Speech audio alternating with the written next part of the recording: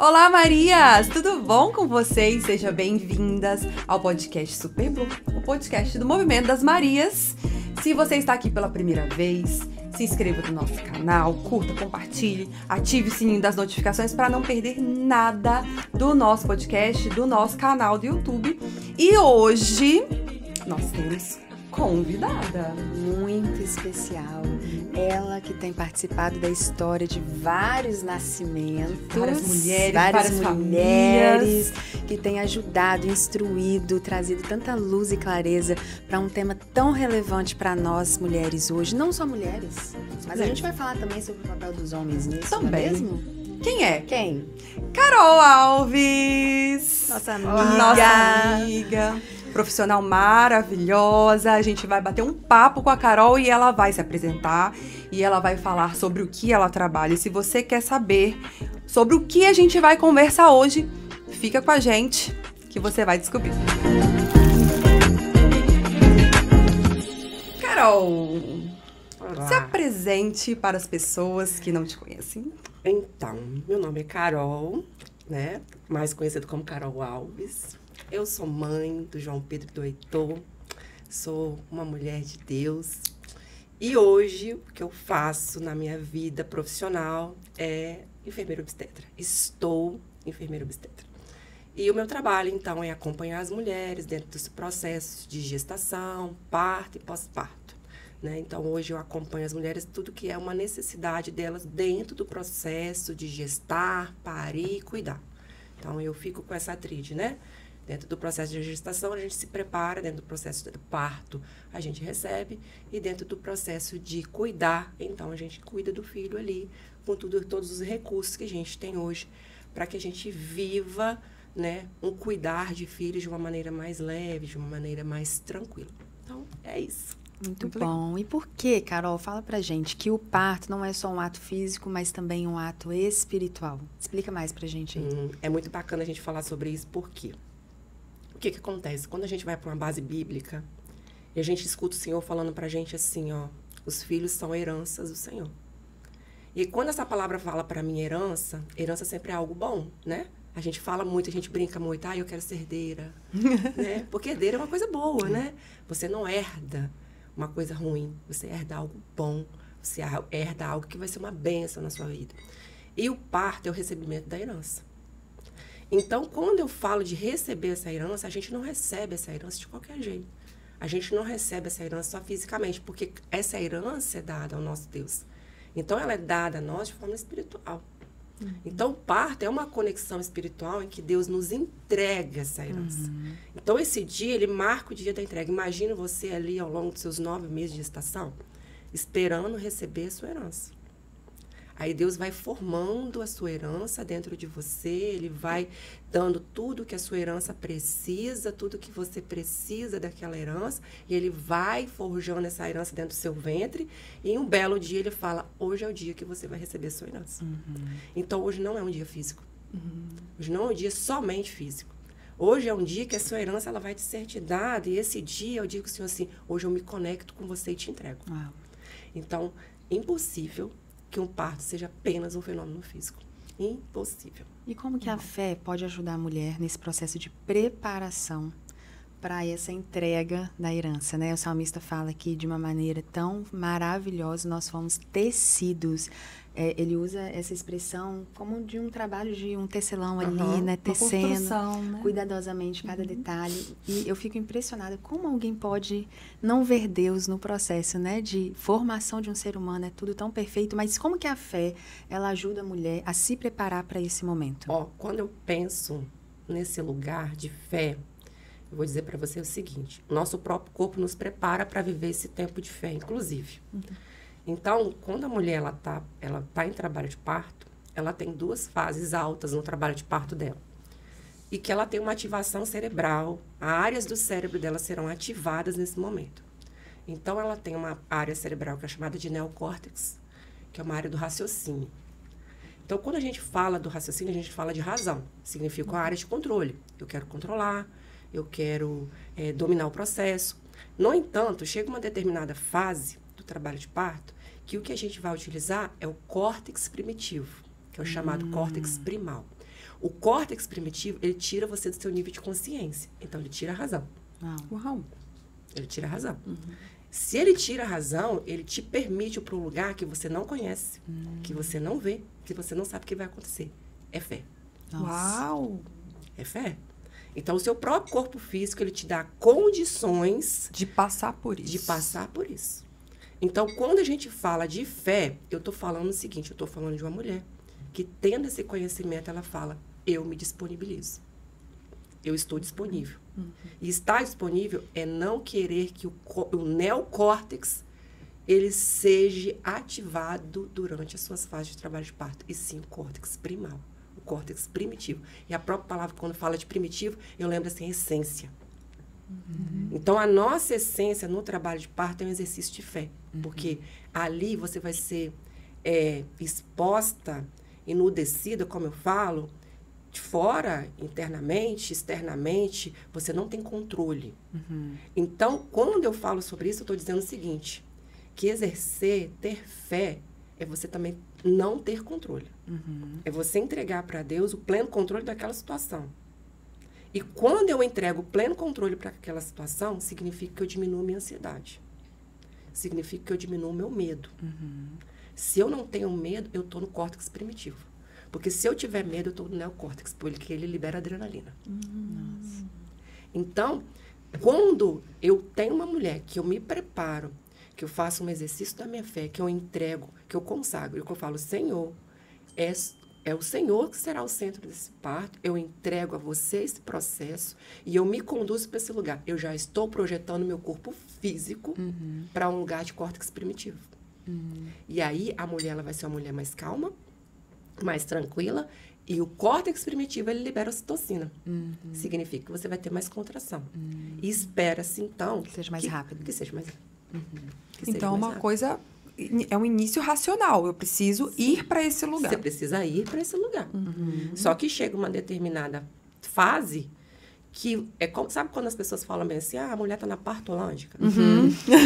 Eu falo, a mulher está na cristolândia. Amém. Muito bom. Ela está ali no lugar agora onde o Senhor faz sobre ela, ele tira dela o raciocínio. E é nessa fase que ela está no córtex primitivo. Então, dificilmente eu tenho uma mulher que ela consegue manter o raciocínio do início ao fim do trabalho de parto. Quanto mais próximo do expulsivo, menos ela consegue ter domínio sobre o que está acontecendo. Tanto que ela não tem noção de tempo. Isso é visível para você? Assim, você consegue visível. detectar que a mulher A partir foi... daquele momento, ela já não foi. está mais no raciocínio Porque quando dela. a gente, principalmente a expressão da mulher, ela muda completamente. Porque quando ela está no raciocínio, ela está como vocês estão aqui. Me olha nos olhos, você controla o ambiente, você sabe onde está, você sabe quanto tempo isso está, você sabe se é dia, se é noite. Por isso do plano de parto, Carol, porque do plano de é uma forma de, naquele momento que a mulher não tem mais a capacidade de racionalmente tomar decisões, ela já deixa previamente colocado, olha, é Anotado. isso que eu quero, é isso que eu Exatamente. gostaria, porque chega um momento Que ela não, que ela não tem como responder. Não, exatamente. Aí o plano de parto, ele tá ali para ela dizer o seguinte, isso aqui eu não quero esse tipo de intervenção, eu já escolhi antes, previamente, com o meu raciocínio. Então, eu não quero isso, ou eu não quero aquilo, ou eu quero determinada coisa, ou eu quero que seja respeitado algo. Então, é exatamente isso. Ela coloca ali, porque quando ela atravessa essa barreira de consciência e uma consciência diminuída, porque ela não fica inconsciente, Sim. ela tem uma consciência diminuída, ela tem uma diminuição grande de raciocínio, de memória, inclusive. Por isso que muitas vezes, quando elas passam o tempo que elas ficam em trabalho de parto, elas não conseguem ter dimensão disso. E até mesmo o nível de dor, elas não conseguem ter dimensão disso também. Elas só conseguem falar, mas assim, doeu. Doeu muito. Mas ela não tem noção. São as pessoas que falam, olha, você está há tantas horas, né? No final, ela nem imagina como que ela conseguiu ser submetida a tantas horas. Né? Isso varia de mulher para mulher. E falando de plano de parto, fala um pouquinho pra gente sobre parto humanizado. A gente tem ouvido muito falar sobre isso. O que é parto humanizado? A gente está falando de via de parto. Explica aí. Então, bora lá. Seguindo esse raciocínio, nós estamos falando de uma mulher que ela vai ter raciocínio, que também ela vai ter uma diminuição de raciocínio, certo? Mas antes dela entrar nesse lugar, ela é uma pessoa que ela tem crenças. que ela tem costume, que ela tem cultura, que ela tem um hábito de vida. E aí, quando ela está no trabalho de parto, isso não pode ser negado a ela. Ela ser tratada como humana, e com as crenças dela e com a cultura dela, não pode ser negado a ela. Então, isso é humano. É o entender que o humano ele não é igual ao outro, que uma pessoa não é igual a outra, e que pessoas elas têm particularidades. E a gente tem que respeitar essa particularidade. Então, por exemplo, se eu decidir que eu quero um parto cesariano, por exemplo, quero essa via de parto cesariano, essa foi a decisão minha, né? Eu tenho direito. Eu tenho esse direito. Eu tenho esse direito de optar por isso. Tenho esse direito de ter essa escolha. Se eu quero que no momento do meu trabalho de parto eu fique numa sala mais escura, porque eu quero descansar mais, eu tenho que ser respeitado. Então, o profissional ele tem que se adequar. Ele não pode acender as luzes porque ele quer. Mas na saúde pública isso funciona? Quando você tem uma instituição que ela busca um conceito de qualidade, o conceito de qualidade passa por ela atender o ser humano dentro das suas particularidades. O respeito, né? O respeito. Quanto mais ele consegue executar e respeitar essa mulher e respeitar essa família, melhor será o seu conceito. Então, a gente vê o seguinte, que uma instituição que ela está com seus fundamentos prezados no humano, ela sim, ela respeita. Ela respeita e ela entende que aquilo ali faz parte do processo da mulher. Então, por exemplo, uma coisa bem característica que vai marcar como algo como um parto humanizado. Existem expressões da mulher. Eu tenho mulher que ela chora, eu tenho mulher que não chora, eu tenho mulher que se cala, mas eu tenho a mulher também que grita. Que põe o hospital abaixo. Eu falo assim, eu costumo falar, sala de parto é parque de diversões. Quando ela vai descer o loop, ela desce gritando. Então, não espere de uma sala de parto silêncio. Ou um padrão, né? Ou um padrão. Então, se aí aquele profissional, ele pede para ela se calar. Reprime ali, né? Ou aquele profissional, ele quer colocar um pano na boca dela para ela não gritar. Meu Deus. Ele está atendendo uma condição dele, de desconforto. E isso não é considerar a particularidade humana daquela mulher. E aí a gente sabe que por literatura, sabe-se que primitivamente quando essa mulher grita é porque ela precisa. E fala-se, inclusive, que quando ela grita, ela relaxa o assoalho pélvico. Isso favorece o expulsivo. E que isso é uma necessidade dela. Então, fisiologicamente, há uma É explicação. necessário, vamos dizer assim. Não tem a ver com a pessoa ser escandalosa. Não. É lógico que... O temperamento influencia, às vezes, O que eu também. percebo? Que quando a mulher, os córtex dela, né? O racional e o pouco racional, eles estão ali. Ela está tendo momentos de razão e aí traz questões antigas relacionadas ao medo. Ali, às vezes, eu vejo um grito de desespero. Por isso que, às vezes, a gente... Talvez pensa, ela não está sabendo lidar com aquele Exatamente. momento ali por conta Aí, de um trauma. Ali, naquela hora, é o momento que a gente acolhe. Tá? É o momento que a gente acolhe e tenta lembrar dela do recebimento da herança. E tirar do processo. O parto humanizado, você falou sobre a ótica da instituição, no sentido de respeitar a mulher.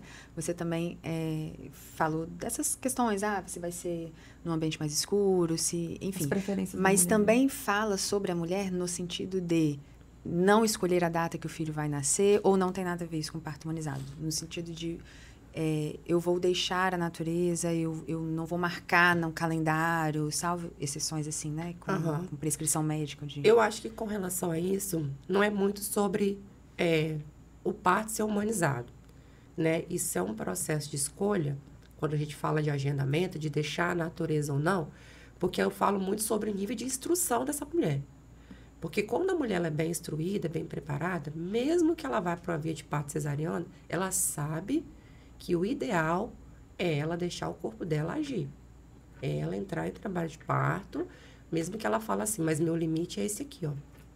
Eu entrei em trabalho de parto, meu corpo decidiu que a data hoje, mas eu quero aqui, ó. Por N questões. Sim. N questões. Questões dela, questões que não... Aí entra a parte humanizada.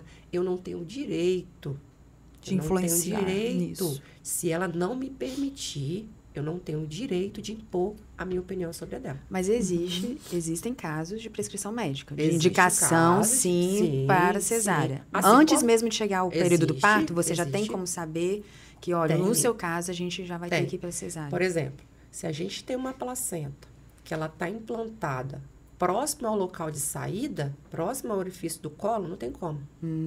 Não tem como, porque essa placenta ela não pode sair antes da criança. E isso é algo que você já consegue prever antes do Prever momento do parto. exames, e aí eu não tenho como fazer, então isso é um parto. Isso é um parto cesariano, de indicação. Que talvez antigamente, não tendo isso, os partos sendo domiciliar, eram os óbitos. Eram os óbitos, né? Se eu estou ali no trabalho de parto e o cordão umbilical sai primeiro do que a criança, que é o que a gente chama de prolapso de cordão, isso também não dá. Isso também é uma situação de urgência que configura uma cesariana. Entende? Então, existem situações reais que inviabilizam o parto por via vaginal.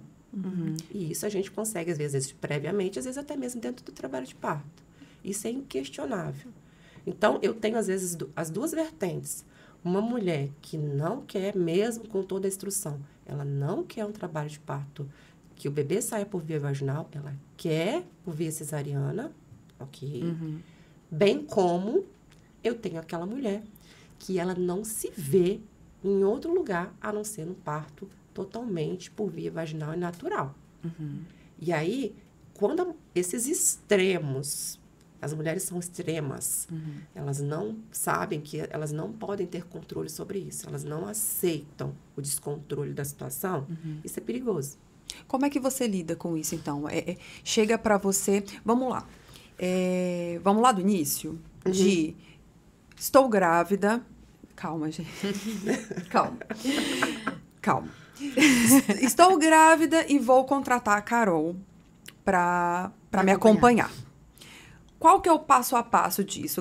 Carol, descobri que eu estou grávida, estou no início da minha gestação, e aí qual que é o processo pelo qual eu vou passar? Porque aí eu vou te contratar e aí talvez eu sou esse tipo de mulher. Carol, não existe possibilidade alguma de eu fazer um parto normal. Ou, Carol, não existe possibilidade alguma de eu não fazer um parto natural, eu não me vejo em outro lugar. Como que é esse processo, passo a passo? Como é que você lida com essa mulher? Então, o que acontece?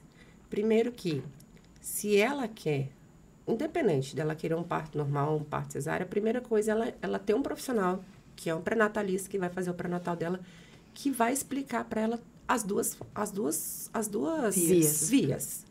Mas ele vai explicar para ela de forma imparcial. Então, você ter um profissional imparcial, mas que te explique tudo sobre o processo, risco, os prós e os contras e tudo. Então, ele está te dando um panorama, né? E está te dando uma condição de você escolher. Sim. Ok. E aí, você optou. Eu optei, então, por um parto normal. Ok. Se optou por um parto normal, aí, quando você vem para mim, eu tenho que te preparar. Eu não posso te preparar sozinho. Porque eu tenho que prever que você vai passar pela parte racional e pela parte de baixa razão. Então, eu prevendo isso, quem está por fora tem que me ajudar nesse processo, que é o companheiro. Então, ele tem que estar comigo nesse lugar. E aí, eu explico, dentro desse processo de preparação, situações às quais a gente pode, infelizmente, dentro do que ela escolheu, não dar seguimento. Por questões de segurança relacionadas à segurança dela ou relacionadas à segurança do bebê. Porque não justifica eu não conseguir receber uma herança. Não justifica. Por eu escolhi assumir o risco de talvez eu não receber minha herança. Não faz justifica. sentido, né? Não faz sentido. Você ir para um parto para receber uma herança e por uma opção sua, você se colocar numa situação que você pode não receber ela. É colocar o meio acima do fim. Meio acima do fim. A vida do parto é um meio pelo qual o seu filho vai nascer. Mas Exatamente. o resultado que O importa resultado é o dele, né? nascer. Então, por exemplo, uma coisa muito interessante, assim, que eu fico pensando sobre isso, que o pessoal fala assim, não romantismo no parto, não romantismo no parto. Eu falo, ok. Porque, às vezes, a pessoa, quando a gente fala de romantizar, parece que tudo vai ser colorido, parece que tudo vai ser brilhoso, não vai. Trabalho de parto, o próprio nome diz, é o trabalho, né? Senão seria diversão, né? Diversão, faz parto sentido. Não é. Trabalho. Ele requer, né? Requer um trabalho físico, ele requer um trabalho espiritual, ele requer um trabalho emocional, ele requer. Mas o nascimento, o recebimento da herança, não, é romântico. Não, é romântico. Muito, muito, muito romântico. Muito. Aquele ato de entrega do Aquele bebê. ato de entrega tem que ser romântico. Ai, não, aí é romântico, gente. Aí é... Tem que ser lindo, tem aí que ser um que tempo... ser um momento de lindo. consagração. É um momento de consagração, aí tem que ser. Aí tem que ser. E aí eu acho interessante também a gente falar, você falou do papel do companheiro, né? Que você traz junto, explica, até porque ele vai ajudar nesse processo de tomada de decisões, quando né, a parceira, a companheira, a esposa, enfim, não estiver em condições de decidir de uma forma lúcida e racional. E como que você trabalha isso? Porque a gente sabe que é até um diferencial seu. É chamar o pai da criança para esse processo, não apenas do parto, do nascimento, mas de toda a gestação. Nesse processo todo. Como é que é o papel dele nos processos, né? Quando eu comecei a trabalhar com as mulheres isoladamente, como a maioria, muitos, né, profissionais trabalham de forma isolada. Tanto que é tudo para gestante, né? A roda de gestante, eu não sei o que da gestante, eu não sei o que, tudo. Isola a mulher numa bolha só dela e coloca as outras gestantes junto com ela. Então elas formam um clube. Sim. É o Clube da Luluzinha. Clube das mulheres. E aí, o que acontece com essa situação? O que eu comecei a perceber? Que quando chegava no trabalho de parto, o homem ficava desesperado. E deslocado, né? Deslocado. E aí, quando a mulher, ela começava a liberar os seus instintos primitivos, que é o quê? Quer gritar, quer chorar, quer, em meio à dor, ela verbalizar coisas que eu percebia que era a dor que estava falando, que não era sobre ela. Quando passava a dor, ela ficava como se nada tivesse acontecido. Em meio à dor, ela falava, não quero mais, eu quero cesárea. Mas quando passava a dor, ela ficava ali como se nada tivesse acontecido. Ela lembra quando fala essas coisas Muito no meio? pouco, muito pouco. E aí, o marido dela, em meio ao momento de dor dela, em que ela chorava, e é um choro copioso, e às vezes era uma mulher, que nem toda mulher, gente, é daquela que chora muito, tá? E aí o marido dela não tá acostumado com uma mulher que chora com facilidade. Vê a mulher dela, ela desnuda, ele entrava em desespero. A ponto de eu ver a experiência dele e falar assim, não, pelo amor de Deus, chega. Ele não deu conta. Ele não deu conta de ver o sofrimento dela. Ele não deu conta, e aí ele começou a falar com ela, não, chega, a gente não consegue mais. Chega, cesárea. E a mulher, naquele momento, parecia que ela voltava a si. E ela a palavra do parceiro. Ela parava a considerar o sofrimento dele. Então, o sofrimento do parceiro é superior ao dela. Então, o sofrimento do parceiro meio que reprimia ela de dar continuidade ao que ela ao trabalho dela. Ela queria ser submetida ao processo, mas ela não queria que ele sofresse. Que isso custasse o sofrimento do marido dela. Uau! Mas aí eu tô falando de uma mulher que tá oscilando no racional, né? Sim. Aí, tá no processo ela ali. Chegava no centro cirúrgico, que injetava o anestésico nela. E aí ela volta à razão completamente, 100%. E aí eu vi uma lágrima escorrer do rosto dela, escorrendo dela e no meu. Porque ela dava conta do que estava acontecendo. E ela daria ali. conta de continuar. E aí né? ela passa a pensar, eu não consigo fazer isso voltar. Porque foi. Perdi o Aí tempo. eu falei assim, nunca mais eu atendo essa mulher sem o marido dela. Porque eu passei a entender que ele tinha que entender o que era esperado, as possibilidades que eu posso esperar dentro de um trabalho de parto. Então, ele também tem que ser preparado para esse momento. Total. E aí, durante as semanas, você vai trazendo para o casal as situações? Eu trago eles para um momento que eu falo que é a consulta do pai. Quando ele chega no meu consultório, eu falo assim, já te falaram que a consulta é com você? Aí ele olha para mim e fala, como assim? Com você? Eu falei, sua. Aí a mulher falando assim, esqueci de falar isso para ele. Eu esqueci.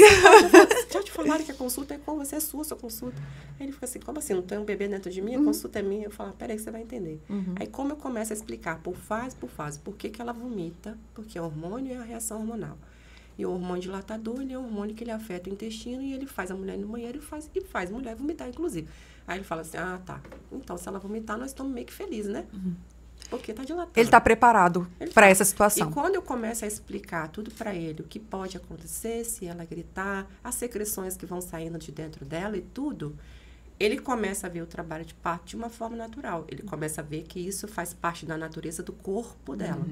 Isso não surpreende ele mais. E Quando ele vê, ele fala, eu já sei que isso vai acontecer. Eu já sei que se isso acontecer, então é bom. Isso.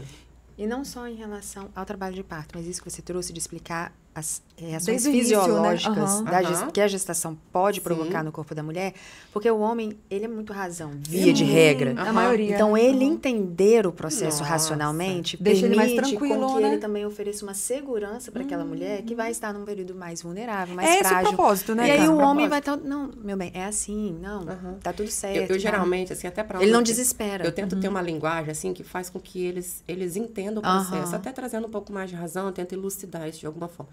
Aí, eu geralmente, eu falo para assim, olha, entenda o seguinte, os 9 meses de gestação, meu querido, é o Campeonato Brasileiro. Você tem que ir jogando. Você entra no universo você vai ali. jogando. No final, você ganha o campeonato, às vezes, por pontos. Ganhar o campeonato por pontos significa que você não precisa jogar final, depende do jogo final, para você pontuar e aí você pegar a taça. Não, a taça está pronta. Então, é isso. A taça está pronta e agora você... Mas você tem que cumprir. Você tem que cumprir o protocolo Esse último jogo. do jogo. Falei assim, o trabalho de parto é o protocolo do jogo com a taça ganha. Porque ela está formada. Falei assim, no entanto, ela tem fases. Você não entra para dentro de campo sem aquecer. Senão você não joga direito. Falei, quando joga, é adrenalina de jogo. E aí, a sua esposa e o seu filho é o time inteiro. Quem é você? O capitão. Se o seu time não está acreditando, você precisa ajudar o seu time a acreditar. Gente, você ganha o marido com essa graça. Lógico. Você ganha o marido com passa essa... Chega, ele fica, né? Lógico, Uau! ele passa a entender. Aí ele começa a entender de forma racional que sim. E que se ele for aquele que o time não está indo bem e ele não conseguir levar o time, então ele também ajuda o time a não conseguir contemplar o protocolo do jogo, mesmo que tenha o recebimento da taça. Carol, eu acho sensacional isso. Eu não sei se você ainda se deu conta. Porque nós estamos numa geração que o tempo inteiro está retirando o papel do homem, a função do homem. O homem está cada vez colocado mais de escanteio, como um agente totalmente desnecessário, como alguém que pode ser substituído. E a mulher como o agente ativo, é sobre ela é o papel central de tudo. Então, quando você chama o homem, na verdade, você está funcionando como uma mudança de cultura ali, de quebra de paradigma. Tá chamando a identidade dele, né? Daquele que vai dar o suporte, aquele porque que... assim, hoje né? em dia, É você mudança, não precisa de né? homem nem pra ter filho. Nem pra É ter mudança filho. de papéis, né? A mulher é muito e o homem... E o parto é só sobre a mulher. O homem não pode decidir por ela, o corpo é dela. Então, nós estamos numa cultura em que o homem, ele é colocado assim... Eu acho que até ele mesmo vai se vendo dessa Ele forma. aceita, né? Essa... Então, deve ser um choque de... Eu faço porque parte disso. é uma cultura mesmo, né? De... não, parto... É a mulher, o bebê tá dentro dela, então eu tô tudo aqui. Sobre ela, é tudo sobre ela. E nos primeiros nada. dias também, é com a mãe, eu não tenho peito, eu não tenho leite, Eu não tenho eu não como tenho ajudar. útero, eu não tenho nada. Não tenho como ajudar. Então, olha, Nossa, esse daí, gente, vou falar pra você, não pode estar sendo atendido por mim. Ou, aliás, deve ser atendido. Na verdade, deve ser atendido Porque eu por vou você. falar pra vocês, quando eles chegam, eu englobo eles em todo o processo. E de uma forma bem racional. Eu coloco ele em todo lugar onde ele vai ocupar. Então, ele passa a ocupar o lugar dele com muito mais consciência. E se a gente trazer para uma lógica cristã, a gente sabe que o homem é o sacerdote da casa. E quando eu falo de sacerdócio, eu estou falando de um criador de pontes. Então, quando eu falo que o corpo ele faz uma parte racional e uma parte com baixa razão, eu estou falando que esse homem, então, ele tem um papel fundamental de criar uma ponte com essa mulher com o Espírito Santo. Nossa, Fundamental. conta mais sobre isso aí. Porque quando ele estabelece um meio de segurança, porque ele é proteção, sacerdote é proteção. Quando ele protege ela, quando ele dá segurança para ela, ele faz com que ela entre cada vez mais para esse primitivo. E ela fique, então, muito mais sensível a outras vozes. Outras Ela vozes. se sente segura para ir para essa parte menos racional. Menos racional. Quanto mais ela está nesse local de menos racional, menos ela consegue falar e ouvir. A gente, às vezes, tem que ficar quieto. Porque a voz que ela está ouvindo ali não é a nossa. Ela não consegue dar conta de ouvir a nossa voz. Ela não consegue de ouvir nem a dela. E ali é um chamado para você, nesse momento, se apegar. Mas ela consegue se conectar com Deus. Eu vivi uma experiência mês passado, E uma cliente minha católica, inclusive. Que isso, gente, não está disponível só para os cristãos, tá? Evangélicos, né? Não, evangélico. Não. É para todo mundo que quer acessar o nível de intimidade com Deus nesse lugar. E essa cliente, ela queria exatamente isso. E aí, durante o trabalho de parto dela, quando chegou nesse lugar, e aí, para mim, foi incrível, assim, que eu falei, meu Deus, Senhor. E aí, ao meio das dores dela, e ela sentindo, assim, uma vontade de não prosseguir, aí ela gritava. Ela falava, Senhor, você me prometeu. Uau. Senhor, eis-me aqui. Faça-me conforme o teu querer. Ela não conseguia ouvir a nossa voz. Mas ela conseguia se comunicar com Deus o tempo todo. O parto dela. Vem, Espírito Santo, vem, Espírito Santo. Nesse momento, o marido dela se ajoelhou e se prostrou. Aí eu falei, cara, eles estão juntos. Ele se prostrou e ele orou e ele clamou e ela clamava e ele clamava. Eu falei, é isso. É isso. É um trabalho conjunto, né? Estar junto, é aliança, né? Exatamente. Dentro do casamento é unidade. Poder da unidade. Então, você vivenciar toda uma gestação e também o parto, o nascimento, os primeiros meses, quando vocês estão alinhados, unidos, existe algo que é diferente. É diferente. É o poder da aliança. É o poder então, da ainda aliança. que talvez ele não vai ser ele a amamentar, não vai ser ele, talvez fisicamente a suprir uma necessidade de uma criança, mas o que a mulher mais precisa, e você pode dizer isso melhor do que a gente, talvez é um suporte emocional e espiritual. Eu falo é uma cobertura, né? Essa mulher, ela tem que ser coberta. Exatamente essa palavra. Ela tem que ser protegida. Ela tem que ser protegida de fatores externos até dela mesma. Então, e aí, a própria literatura fala o seguinte, que quanto mais o sentimento de proteção, mais segurança ela tiver, mais hormônio ela libera. E aí eu falo para os pais assim, você é um provocador de dor. Você tem que se ver no lugar de provocador de dor, porque quando você trazer segurança para sua esposa e quando ela se sentir segura e confiante de que você tá ali dando tudo que é necessário e acreditando no potencial que ela tem de passar por esse processo, ela vai liberar mais hormônio. Ela vai liberar mais hormônio. Então, a dor, ela passa a sair do protagonismo e o processo, ele passa a ser soberano. Porque ela é um processo fisiológico.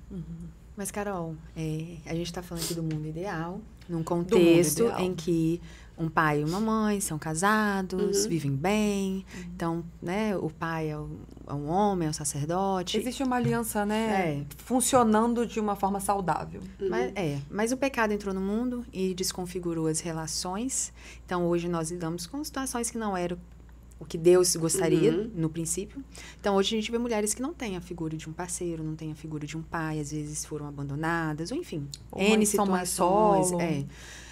Como ela vai encontrar esse suporte? Aonde? Em quem?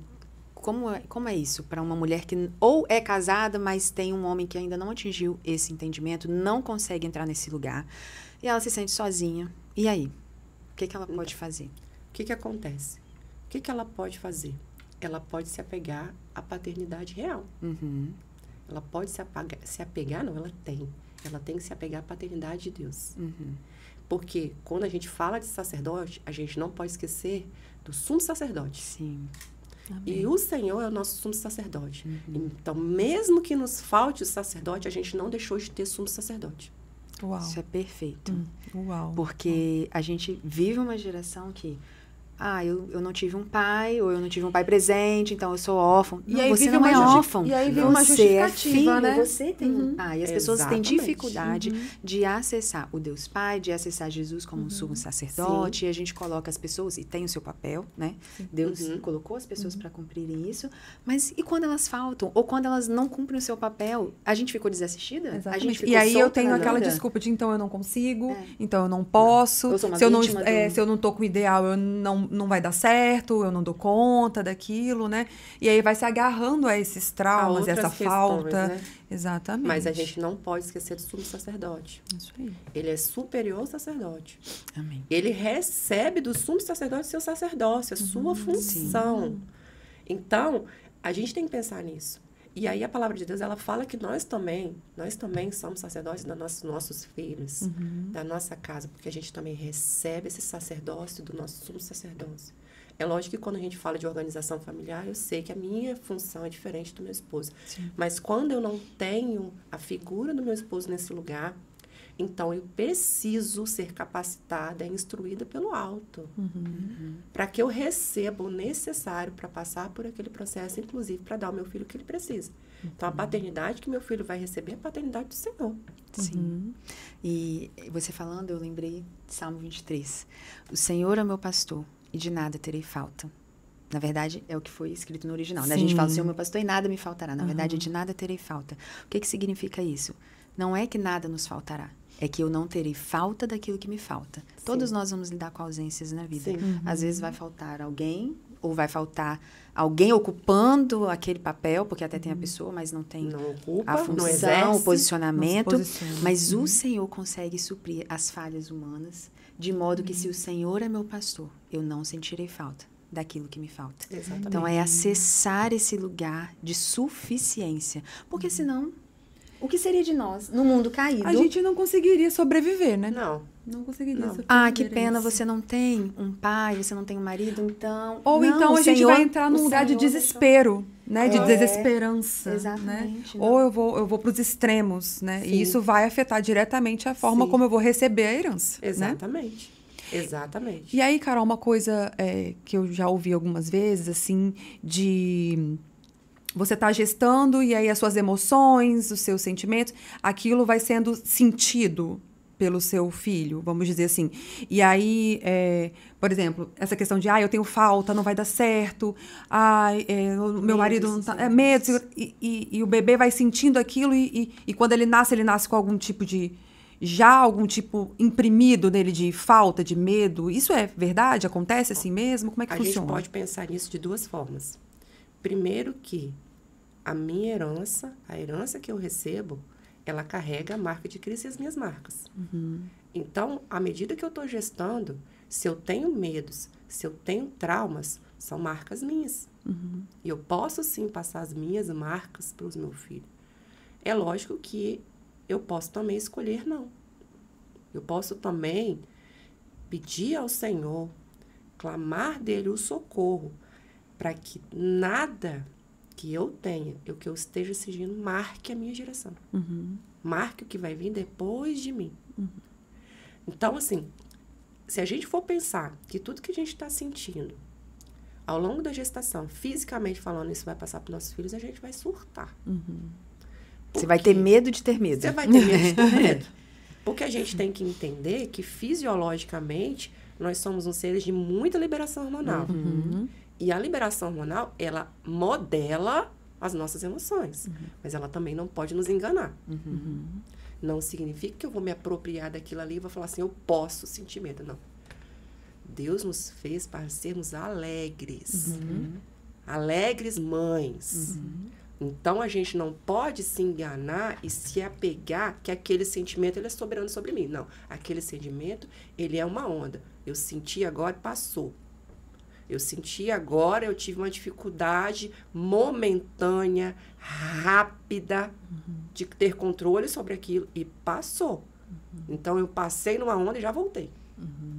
É isso. Assim como o nosso dia, né? Nós somos Sim, nós oscilando. emocionalmente, nós vamos oscilar. Mas eu não posso me apropriar desse sentimento e não entender o que está disponível para mim. E o que é interessante dentro disso também é porque, às vezes, a gente escuta esse assunto de parto e parece que é só sobre a mulher que já está gestando ou que está ali tentando. Só que isso também fala de adolescentes, isso fala de jovens, meninas solteiras, enfim. Porque quanto mais processos vencidos antes de uma gestação, menos dor, Mais leve. menos coisas para elaborar nesse lugar. Eu já ouvi falar, me corrija se eu estiver errado, né? Eu já ouvi falar que a mulher, quando ela está grávida, ela reedita as gestações da mãe, da avó. É como se memórias a visitassem, algo bem no inconsciente. Então, principalmente gestar meninas, faz com que mulheres reeditem isso daí. Faz sentido? É verdade? O que faz sentido para mim é uma herança geracional. Então, ali naquele momento, que é um momento de muita fragilidade, você sinta na pele, no seu subconsciente, aquilo que você herdou. Principalmente se ninguém cortou. Então, você pode viver... Então, isso vai te visitar. Vai te visitar. Por exemplo, falas que você ouviu? Coisas nesse sentido? Ou é bem Sentimentos. inconsciente? Pode ser falas que você ouviu e você repete isso. Ou pode ser coisas inconscientes. Porque, às vezes, eu pego uma mulher extremamente esclarecida e que ela... Simplesmente, ela não quer nem passar pelo trabalho de parto. Ela tem escolhas que eu falo assim, mas como isso? Como isso? Ou, às vezes, quando recebe o bebê de uma forma muito racional, eu falo, como isso? Por quê? Porque, provavelmente, algo lá atrás, ela herdou. E aí, a gente tem essa herança do feminino, que é algo particular. Porque é muito importante algo que você falou, que a gente tem que entender o seguinte, que nós passamos por etapas e por ciclos. A gente cumpre ciclos vitais porque nós temos o papel reprodutivo. E ter o papel de reprodução, ele é um papel de fundamental importância, porque senão as heranças não chegam na Terra. Por esse motivo, a gente passa por... Eu falo assim, a gente passa por vários vales, né? E aí, a gente tem que construir pontes em meio a esses vales.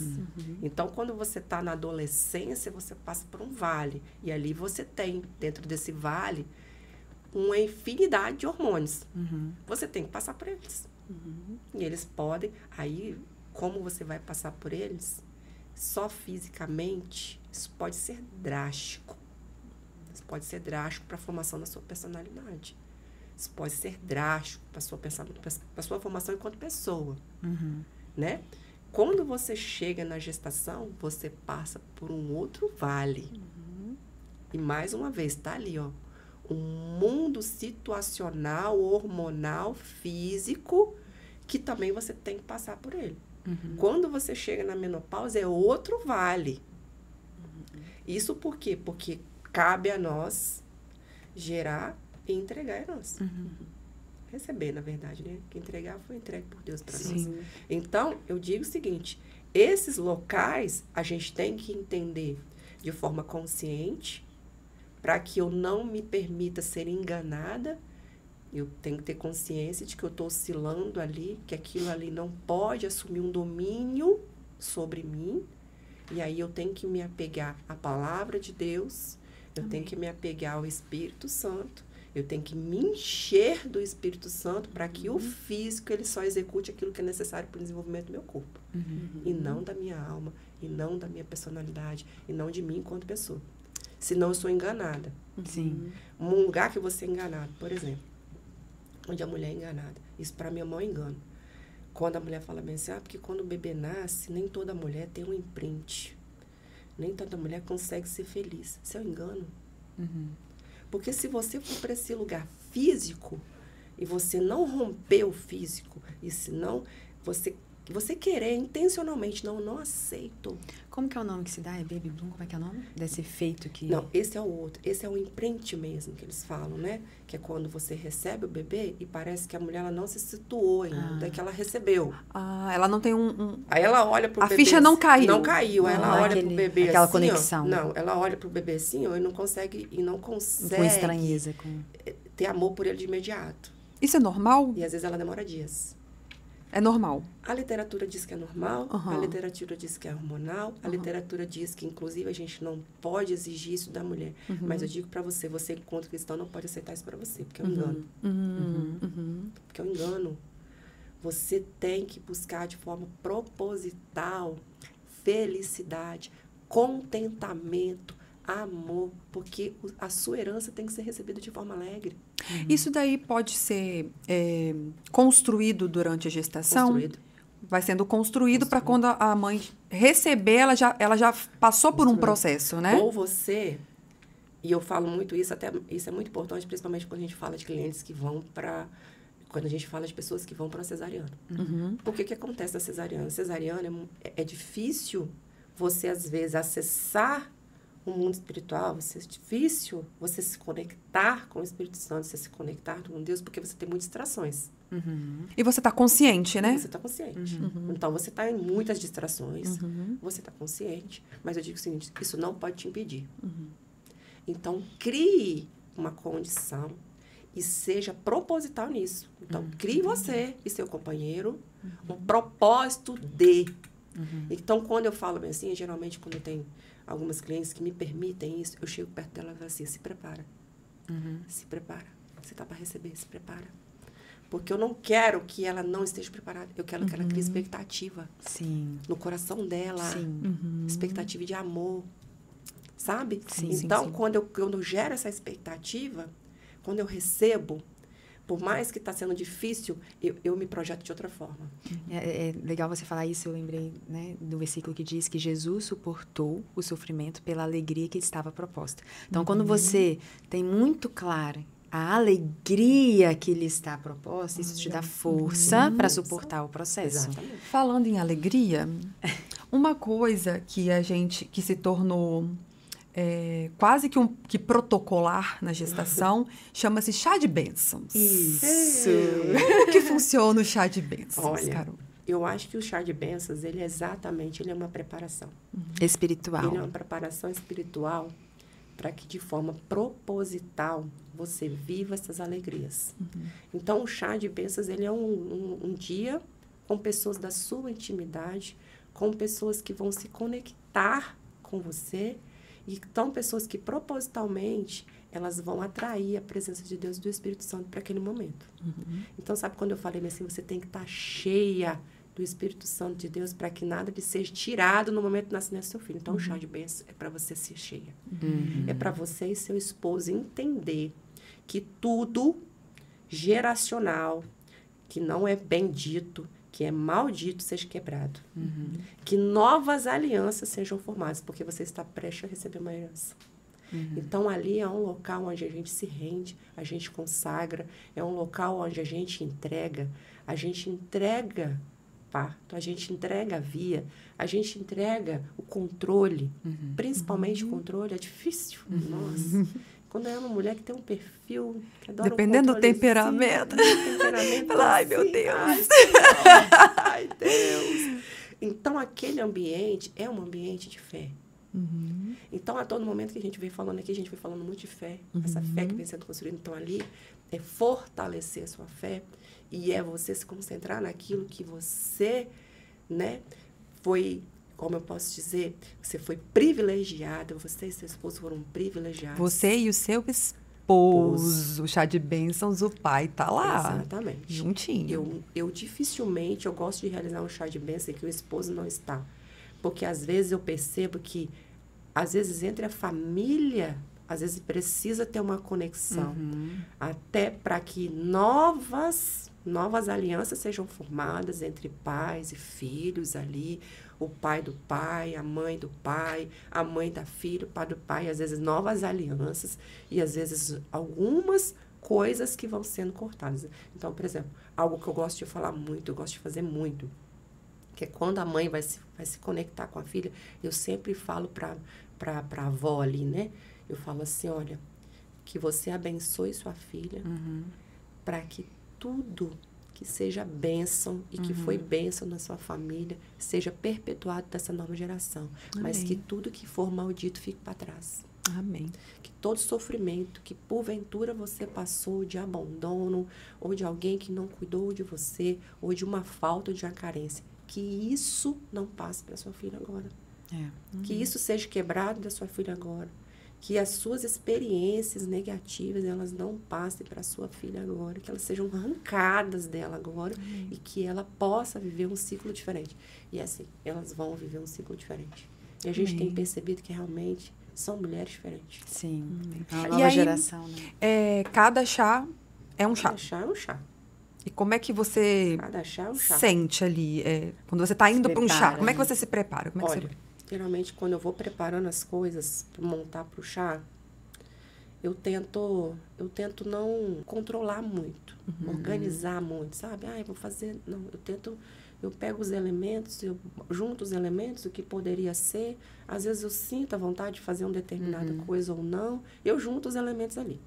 Quando chega na hora, peça ao Espírito Santo, Senhor, faça aqui conforme o teu querer, vem Espírito Santo, e aqui vai acontecer. E à medida que eu vou olhando para os elementos, eu vou olhando para as pessoas, eu vou sentindo o que Deus quer que seja entregue naquele lugar. Entendi. E deixo que ele faça de forma livre, né? livre. Então, às vezes, a gente tem um chá muito parecido com o outro, mas às vezes a gente tem um chá que não tem nada a ver com o outro. Mas aí a gente entende assim, foi necessário. É o que aquela família precisava. Foi necessário. Às vezes a gente tem um chá que ele é quase mudo, assim, as pessoas só se abraçam. As pessoas não falam, elas não declaram. Aí eu fico assim, né? Um dia a gente estava lá, até a Gisele estava comigo, ela falou assim, Carol, que esquisito, né? Eles não falam. Eu falei assim, é porque tem coisas que não precisam ser faladas. É porque às vezes eles não precisam dizer, eles precisavam só de se tocar. Sim. Porque às vezes o que eles precisavam era só de se abraçar. Uau. Essa sensibilidade, Né? né? É deixar o Espírito Então, Santo conduzir com numa aquilo, caixinha. com aquilo que aquela E família tem deixa, necessidade, né? porque Que faz sentido para as elas. coisas vão acontecer, né? Enfim, e deixa acontecer. Eu acho, a gente está caminhando para o encerramento, mas eu acho interessante a gente pontuar uma última coisa aqui, que antigamente a gente não via nada disso, e até é uma fala que a gente ouve com recorrência, né? De, antigamente não tinha esse negócio de curso de sono, né? De rotina de sono, não tinha esse negócio de chá de bênção. De preparação, né? só Só pro que parto. nós somos um espírito, temos uma alma e habitamos em um corpo. Então, tudo que nos envolve de alguma forma também exige uma preparação espiritual, quanto mais para algo tão marcante, não só na vida da mulher, como da criança, como de toda a família, da composição familiar. E aí, a gente tem visto hoje, então, um resgate, na verdade, um aprendizado. Parece que é agora que nós estamos aprendendo, de fato, a nos preparar, corpo, alma e espírito. Sim. Para esse processo, para viver essa nova fase. Não apenas só o corpo, mas também trazendo o espiritual. O chá de bênção entra nesse processo de preparação total, espiritual, que vai ali, de alguma forma, né, já está abrindo o caminho para que esse momento seja mais leve, seja alegre, não indolor, mas alegre. Sim. Né? E aí entra o seu papel, trazendo essa consciência. E eu quero dizer para você, Carol, que você com certeza está sendo um grande instrumento de Deus. Amém. Na criação de uma nova cultura. Uma geração que tem nascido debaixo desse entendimento. Crianças que estão nascendo debaixo de palavras de bênção, num ambiente de reconexão geracional. De intencionalidade daquilo. De avós, pais, do coração do pai se convertendo ao filho, do filho ao pai. Você tem promovido esse ambiente. E eu acho que, por mais que você saiba, você ainda não tem noção. Dimensão da repercussão do que está acontecendo.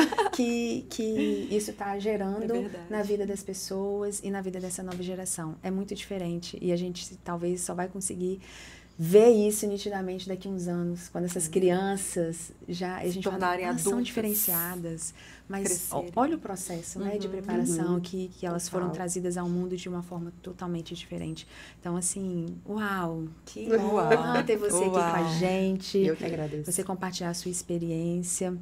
A gente poderia ficar aqui horas, né? Horas, eu imagino que você tem muitas experiências, muitas horas, histórias para contar pra gente, mas se hoje uma mulher, ela, né, estiver gestando ou pensando em engravidar. Ou ela é uma tentante. Tentante é uma palavra que meu marido não gosta. Eu também não.